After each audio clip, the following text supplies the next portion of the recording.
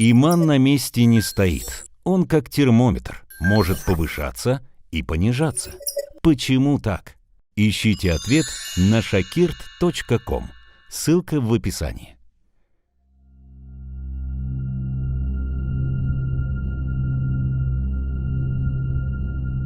А то, что касается грешного раба или неверующего, когда к нему приближается смерть, спускаются ангелы с небес. У них черные лица, и с ними кусок ткани из ада.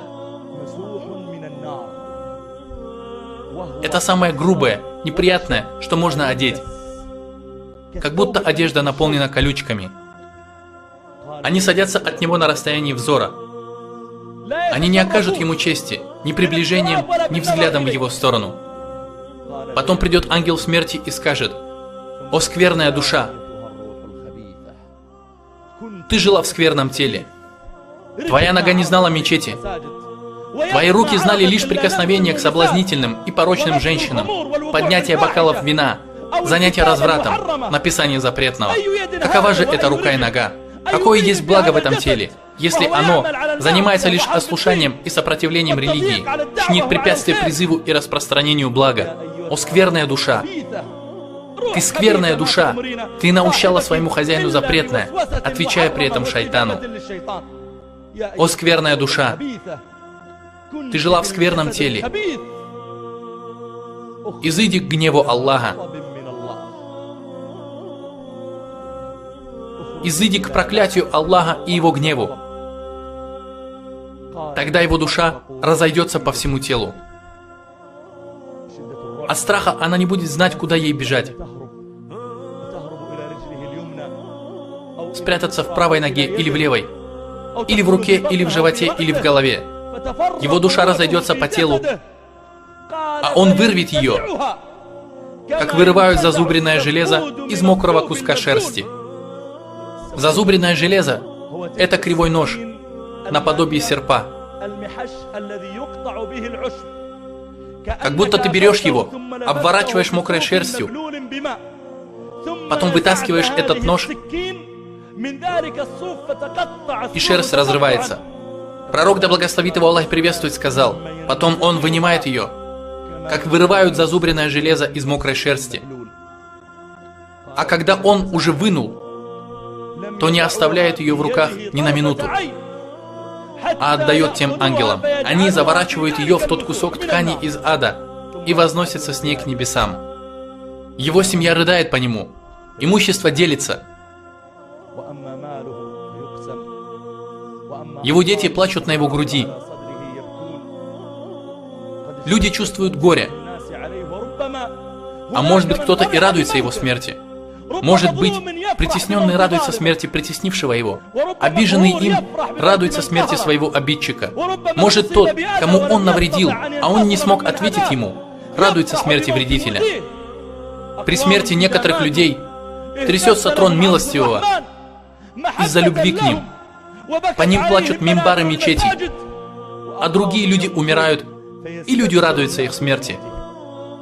Он сказал: они поднимаются с ним и просят открыть для него небесные врата. Ангелы же спрашивают: кто это? Они отвечают: это такой-то сын такого-то. И они называют его самыми скверными именами, которыми его называли при жизни. Самое скверное имя, которым его называли, ругаясь, дразня и ненавидя. Имя, которое он не желал слышать при жизни, будет упомянуто, когда ангелы будут представлять его. Ты не заслуживаешь уважения. Ведь ты не уважал свое тело, хотя мог быть из числа молящихся. Не уважал свою руку, хотя мог стать одним из дающих пожертвования. Ты не уважал свою душу, и тебя не уважают ангелы. Ты не даровал своей душе высокую степень, чтобы получить такую степень на небесах. И ему не будет открыто. Аллах скажет: запишите имя моего раба в книгу Сиджин и верните его на землю. А насчет верующего Аллах сказал: запишите моего раба в книгу Аллиин, а этого запишите в Сиджин и верните его на землю. Ведь из нее я создал их, в нее верну и из нее выведу в следующий раз. и его душа вернется в тело. К нему придут два ангела и грубо усадят его. Они не будут трясти его слабо или жалостливо. Нет, к нему придут ангелы и грубо усадят его. Он начнется в ужасе. А они спросят его: «Кто твой Господь?» Он ответит им: как будто он знал его при жизни, слышал его, и ему о нем говорили при жизни. Однако ему это не придет на ум. Он засомневается в этом из-за постигшего его ужаса. Я не знаю. Они спросят его: «Какова твоя религия? Какой религии придерживался ты? Вообще, кому ты поклонялся в этом мире? Был ли ты настоящим рабом Аллаху? Или же ты был рабом своего полового органа, рабом своего бокала, своего имущества, своего кресла, своего положения? Из-за этого ты убивал и притеснял людей. Какова твоя религия? На какой ты был религии?»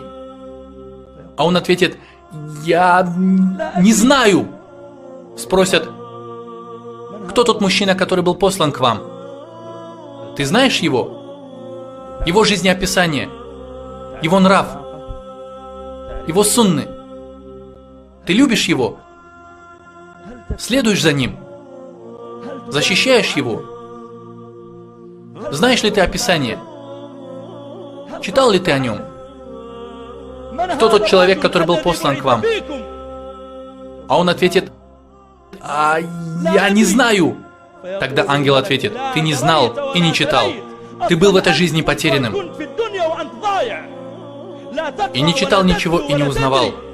Твоей заботой было лишь имущество и страсть, должность и кресло, твоя власть и трон. Это было твоим устремлением, а загробная жизнь осталась где-то под твоими ногами. Ты не знал и не читал». Пророк, да благословит его Аллах и приветствует, продолжил: «Потом его ударят молотом, и если ударить им гору, она рассыплется, и он погрузится в землю на 70 локтей. Его могила станет настолько узкой, что перемешаются друг с другом его ребра. Аллах скажет: мой раб солгал. Расстелите для него огненные ложа, откройте для него врата в ад. И он почувствует адский жар и услышит наказание его обитателей и их крик. Потом к нему придет мужчина с отвратительным лицом и гнилым запахом. Невозможно будет ни посмотреть на него, ни вынести его запах. Этот ужасный и зловонный человек скажет: я сообщу тебе нечто, что тебя огорчит. То, что ждет тебя, еще ужаснее, чем то, что ты видишь сегодня. Эти удары молотом пустяки. То, что твоя могила сжалась, и твои ребра перемешались, ничего страшного. То, что ты видишь ад и свое место в аду, чувствуешь его жар, запах и мучение, это еще ничего. Тебя ждет то, что страшнее всего этого. Я сообщу тебе нечто, что тебя огорчит. Он посмотрит на этого мужчину, у которого ужасное лицо, и от которого исходит гнилой запах, и спросит: кто ты? Твое лицо человека, который приходит со злом. Тот человек ответит ему: я твои скверные дела. Я не чужой тебе. Это прелюбодеяние, представшее перед ним, его распивание спиртного, его пожирание людей имущества обманом, его притеснение слабых при первой же возможности, его ослушание родителей, распитие вина и то, что он просыпал намаз, убивал людей. Его суждение не тем, что не спасал Аллах. Это его молчание в побуждении к одобряемому и запрещении порицаемого. Это запретное, что он писал.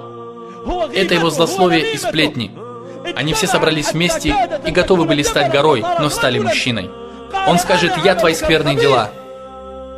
Он все время будет находиться с ним, и тот будет смотреть на его ужасное лицо и чувствовать этот отвратительный запах, претерпевать все это и говорить: о Господи, пусть не наступит судный день. О Господь, пусть не наступит судный день. О Господь, пусть не наступит судный день. из-за того наказания, которое ждет его впереди.